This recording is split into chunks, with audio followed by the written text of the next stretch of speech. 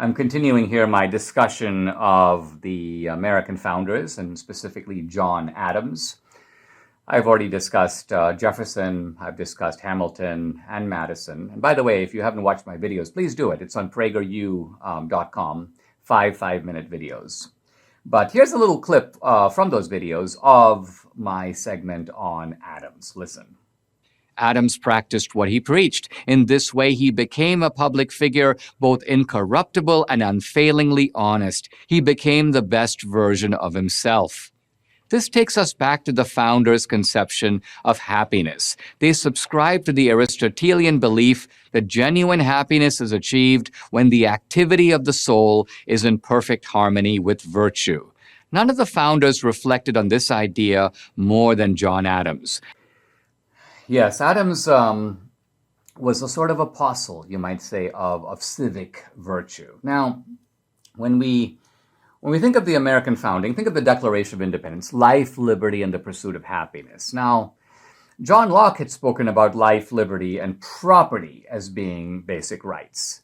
Very interestingly here, the founders, and this was penned by Jefferson, come up with a broader phrase than property. It's the pursuit of happiness. But how do you pursue happiness, you may ask? Well, some people say, well, I pursue it in my own way. Everybody pursues happiness kind of the way they want. But this relativist conception of happiness was not shared by the American founders. For them, happiness wasn't like whatever you choose, whatever floats your boat, that kind of thing. No, happiness had content. Happiness was was in fact defined by a specific mode of character that we can call American. So then the question becomes, what is this character?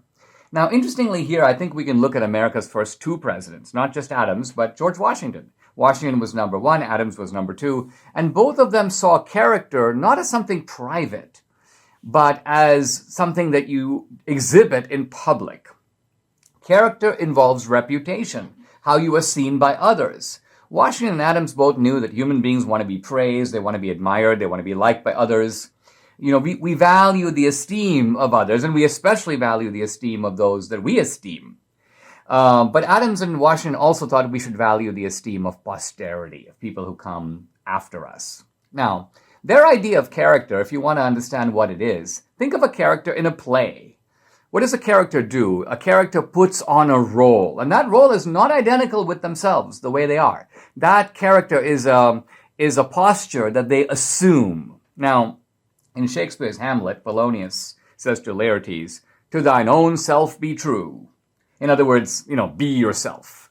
But for Washington and for Adams, this was really bad advice. Why? Because human beings are very imperfect. Human beings are a kind of mixture of good and bad, of admirable and abominable qualities. So be yourself simply means accentuate that.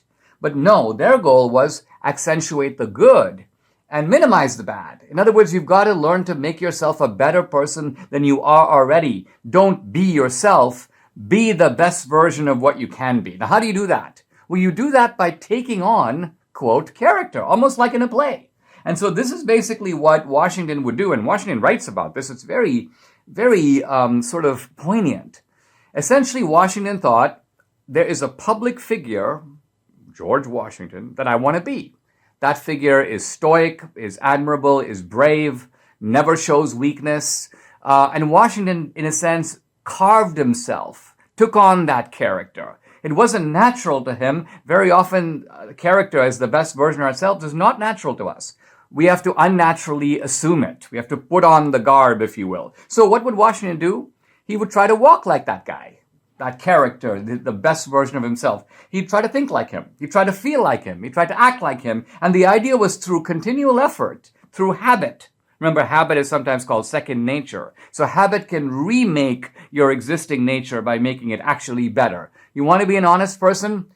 Be truthful in everything you do, and after you do it time after time after time, it will become a habit, and then it will come naturally to you, although for most people, honesty doesn't always come naturally. So this is how Washington became this figure of sort of almost supernatural, rectitude and strength. But Adams too. Adams, as I said in the clip, was incorruptible, unfailingly honest. Now, I quoted in the clip Aristotle, who says happiness is the activity of the soul in accordance with virtue. And no founder was more obsessed with virtue, not just his own virtue, but the virtue of the society that he was helping to make. How do we inculcate that virtue in society? I mentioned, I think, last time that for Adams, virtue was the masculine virtues, the civic virtues, the virtues of classical antiquity. These are political or public virtues. They include prudence. They include temperance. They include courage, magnanimity. So these are the virtues that Adams wanted to see in the new republic. I'm going to quote him here. The preservation of liberty depends on the intellectual and moral character of the people. As long as knowledge and virtue are diffused generally among the body of the nation, it is impossible they should be enslaved. So you see at the end here what Adams is getting at. His idea isn't just virtue to prepare you for the next life, virtue so that your friends can trust you. All of that's true.